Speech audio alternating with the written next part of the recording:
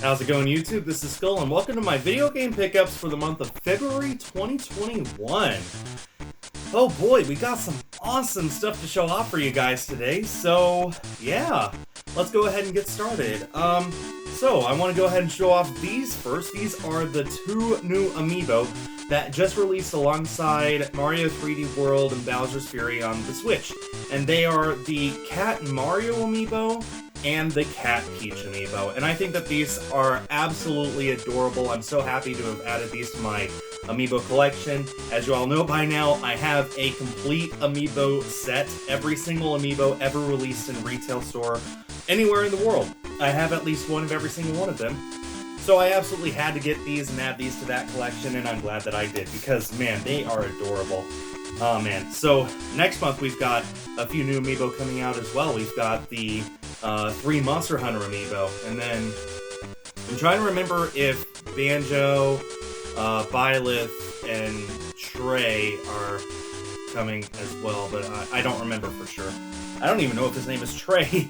I don't care for that character. So anyway, but yeah, we got more amiibo coming out next month, so stay tuned. Let's see. We also, that's pretty much the only new thing I got. And now let me explain everything else. I got my stimulus check at long last, and I kind of went on a spending spree. So I'll go ahead and talk about this first here.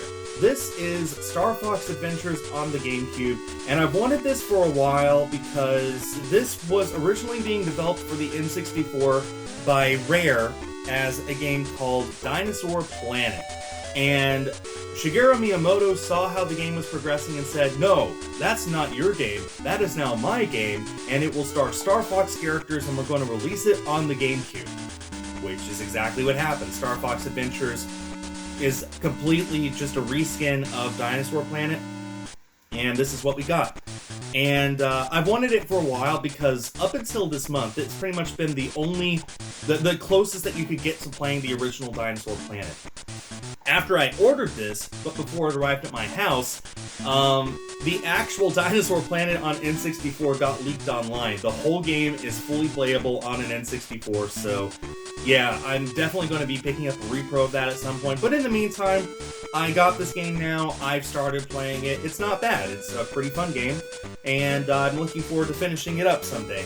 But yeah, I just think that's hilarious that after 20 years, they wait until the day after I buy this game to finally say, okay, good, now's the time for Dinosaur Planet to be released. Just my kind of luck, I tell you.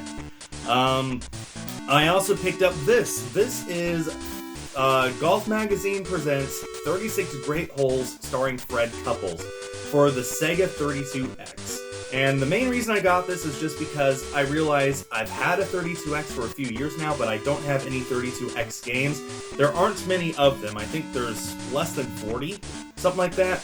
And I didn't have a single one. So I figure, you know what, I'm just going to hop onto eBay, see what the cheapest game is for the 32X, and pick it up. So I did. Hey, I finally have a dedicated 32X game. And guess what? It doesn't look any better than if it had been on the Genesis. As far as games that show off the 32X hardware, this is not really one of them. There's definitely a bunch of 32X games I would like to get eventually, but for now, I'm glad to at least have one. Next up, I want to show off 2 N64 games that I got. So, as you know, I am working for a complete North American N64 collection, and I decided to go ahead and pick up a few N64 games that I found that were relatively cheap. Those games are really shooting up in price. I wish that I had focused on it more before now, but oh well. So, the first game that I got is BioFreaks, and I don't know much about this game. I can obviously see that it is an M-rated game, which are very few and far between on the N64, so hey, one more M-rated game for me to add to my very small subset. But on top of that, this used to be a Blockbuster rental game. You can see because it has the security sticker on the bottom, and it has property of Blockbuster on the top. It's very hard to see, but it is there. It has writing all over it, so I was able to get it for cheap, but that's okay. I can clean this up really well. It's actually not that uncommon to see Blockbuster rental games out in the wild these days, just because people wouldn't steal them, people wouldn't hold on to them and then intentionally never return it. Although there were people who did that, and that was a perfectly valid way to buy a game, believe it or not. But the main reason that games look like this sometimes is because after Blockbuster was done renting out the game, they would just sell it. They would sell it without the box, without the manual, all that stuff, and they would put a huge discount on it because of all the stickers that were on there that could never come off. But people would go into Blockbuster and see, oh, a N64 game that I could buy for only $5. Why not? So that's probably how this particular copy was originally sold back in the day, over 20 years ago. And then another game that I picked up is something that I'm pretty happy about, Lego Racers. I remember playing this a lot on the N64 when I was a kid, but I can't find the cartridge anywhere in my house, so I assume we sold it to GameStop or something like that. Anyway, this is a super fun game. This lets you build your kart completely from scratch in however way you want to customize it. You can make it look however you want, and then race it with all of the physics attached to the way it looks. And I just think that's so cool. And this is such a nice, fun game. Man, if you have an N64 and you love racing games, I cannot recommend Lego Racers enough. This is a great game to add to my collection, and thanks to adding these two games to my collection, I now have 133 N64 games. I am only 15 away from the halfway mark towards a full North American N64 collection. Now let me go ahead and show off this game. This is Borderlands 3 for the Xbox One. And the reason I got this is pretty simple. I realized that I don't have that many Xbox One games, and I wanted to add a few more to my Xbox One set. So I went to Best Buy, checked to see what was cheap. This was $10, so I figured, you know what, why not? And I believe this will be getting some Xbox Series X enhancements as well later. I think, I could be wrong, but we'll see. So yeah, I have never played Borderlands before, and I've heard some pretty good things about Borderlands 3, so I figured, yeah, why not? And then this is something I'm also pretty excited about. I got a Nintendo Power magazine. This is issue number 276, which means it's really close to the end of Nintendo Power's life. The reason I got this was super simple. I went to eBay, checked for Nintendo Power issues, and I placed joke bids of $1 on a ton of listings. And this one I won because no one else bid it. So this magazine cost me $1. And that's okay with me because this magazine focuses on Kingdom Hearts 3D, and I'm getting into Kingdom Hearts now. And since this is so close to the end of Nintendo Power's life, there's stuff in here advertising the Wii U, there's stuff in here reviewing new 3DS games and stuff like that. So yeah, as far as Nintendo history goes, this is a really nice issue for me to have. So hey, for $1, who am I to complain about what I got? This is a really nice thing to have gotten for $1. Okay, I got a huge set of, looks like 10 Switch games that I picked up this month, so let's get into it. So, I'm going to try and address these as best I can. Let's start off with this one on the top, Cat Quest. So, I got this because, as you know, I'm focusing really hard on trying to complete the Switch's second year of releases in my collection. I'm trying to prioritize the first half of year 2, but this was actually released in the second half of year 2. And the reason I got it is because, shockingly, Cat Quest, just by itself, is kind of a rare game. You'll most often see the bundle of Cat Quest and Cat Quest 2. Both games on a single cartridge, and Cat Quest is identical between them, but seeing Cat Quest by itself is kind of a rare thing. So, I was scouring eBay trying to see, okay, what's the cheapest, and this was $50. It may seem like a lot for what looks to be shovelware, and trust me, it's not shovelware, it's a good game.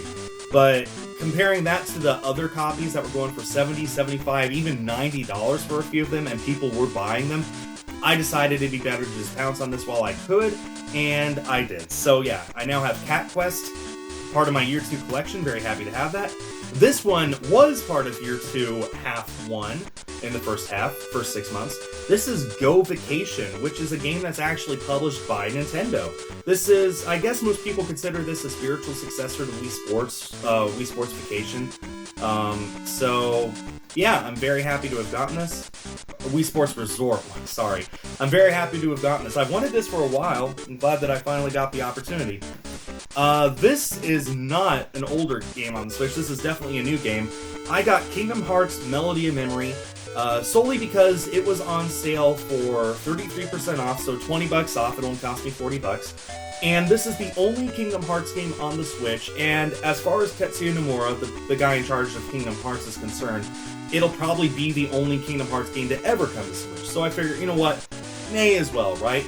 I have Kingdom Hearts the story so far, and I have Kingdom Hearts 3, so with this, I now technically own every Kingdom Hearts story in some playable fashion. So, very happy to add that.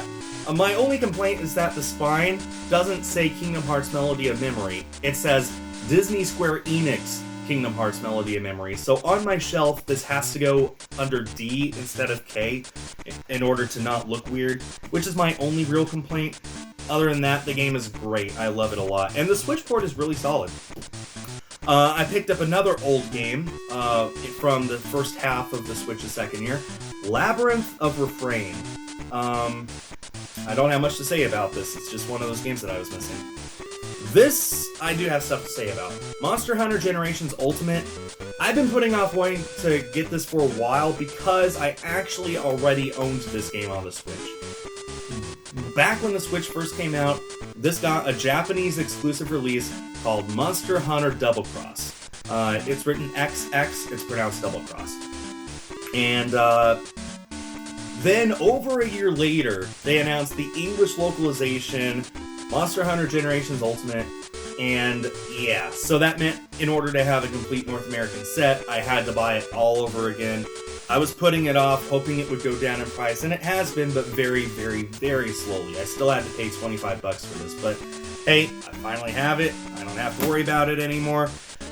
Yeah, and now I have Monster Hunter Double Cross, which is essentially a $40 paperweight at this point. It doesn't even have English on it.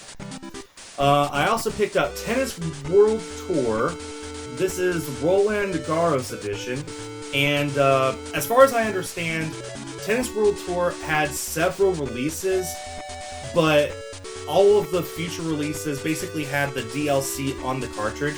So even though this technically is a different release from the original Tennis World Tour, I'm just going to count it as the original Tennis World Tour because it's identical except it has some extra DLC on the cartridge, and I figured close enough. There's a whole ton of games that it's kind of hard to say what counts as a completely separate release on a North American set.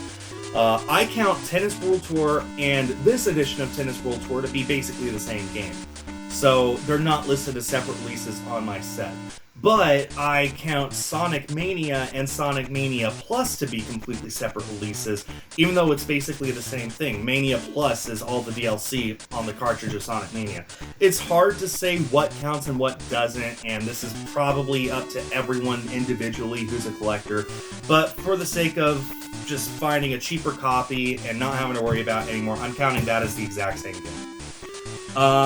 This next game was the farthest back game that I was missing from my collection, and it's taken me a while to get it just because it never really dropped in price. Touhou Denso Wanderer Reloaded. So, this is a Touhou game, and again, it's just never really dropped in price. But finally, thanks to my stimulus check, I was able to get it. Don't have to worry about it anymore.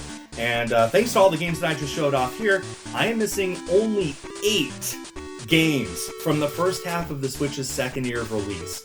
I don't remember any of them specifically off the top of my head right now, but I'm definitely going to try and prioritize them through the rest of this year and hopefully finish that nice subset of collection by the time the next Switch Collector book comes out, as I've explained before. So yeah, a fun fact about this is when it arrived in the mail, the case was completely smushed. It looked like somebody had stepped on it. The cartridge is fine, the art is mostly fine, the front is fine, the spine is almost okay. So So I actually had to order some replacement Switch cases from the Nintendo store in order to put this in a nice case so that it doesn't look all squished on my shelf. And a lot of you probably didn't know that. You can order replacement Switch cases from the Nintendo store. After shipping and taxes, it comes out to about $2 a case. I ordered 5, so now I have 4 extra cases in case another one of those instances happens. And let's see, the rest of these are all imports. No, the rest of these are not all imports, but this one's an import. Agalos is a European exclusive Switch game, and for Switch collectors, this has become something of a pretty rare item. This is a very high-demand game because it's such a good game, but it was only released in Europe. So now, everyone in North America wants it. So whenever it goes up for sale in Europe, it just sells out instantly. And I've actually wanted this for a while, but I was waiting on a good deal. Finally, Amazon UK put it up for sale for only like $35, which is a good deal. And I was like, you know what? I'll do it. So yeah, this is my first European import that I've had in quite some time. But it's only because I know for a fact this will never come to the United States. Usually when games release somewhere else, I try and wait in case there's a North American release. And if not, it'll probably go cheaper later, so I don't have to worry about it. But this, for sure, will never come to North America, so I bought it. I also picked up this. This is Shakedown Hawaii from V-Blank, and this is technically not, but basically is, a limited print game. This falls under that category of limited print companies that make games that they distribute but are not part of their numbered sets. It's just wacky. It's just a wacky way of saying it's not truly limited, but it's limited. There were only about 5,000 of these made, I think, and they were going for like $100 on eBay. And I had missed out on it, and I was mad at myself that I missed out on it. But when this first released, I was kind of struggling financially. But thankfully, Video Games New York put a few of these up on their website. I saw the tweet, and I had it checked out within like 5 minutes after the tweet went live. And it arrived for a lot cheaper than what it went for on eBay, and now I have every V-Blank game made on the Switch, and I'm just super happy about that. Finally, we come to the last game for me to show off today, and that is Final Fantasy IX. Oh man, I'm super happy to have gotten this as well. This is a Japanese exclusive release, but it does have English on the cartridge, so no need to worry. I've been playing FF9 on my Switch for, ever since it first came out, actually. I love it, it's a great game, and it did finally get a physical release in Japan. And we were just waiting on that to happen. FF7 and 8 got a twin pack, and we were like, okay, where's 9? It's literally the only Final Fantasy game on the Switch now without a retail release, which isn't true. There is actually Final Fantasy 15 Pocket Edition. But anyway, finally, FF9 got a physical release, and thanks to my stimulus check, I was able to buy it from PlayAsia. It got here. It's great. And now I own every Final Fantasy game physically released on the Switch so far. I'm sure there will be many more in the future, but yeah. There's like a dozen right now, and I own every one of them, so I'm very happy for that. And with that wraps up my video game pickups from February. Let me know what you picked up this month, and let me know what your favorite thing is that I picked up. If I could pick only one thing, I would probably pick my amiibo, just because they're so cute, especially Cat Peach. I mean, look at her. So, that does it for February. I'll see you all in March. There will definitely be a lot fewer things in March because my stimulus check is spent, and my next one is going towards savings for something else. So, that does it. Thanks everyone for watching. Stay tuned for more.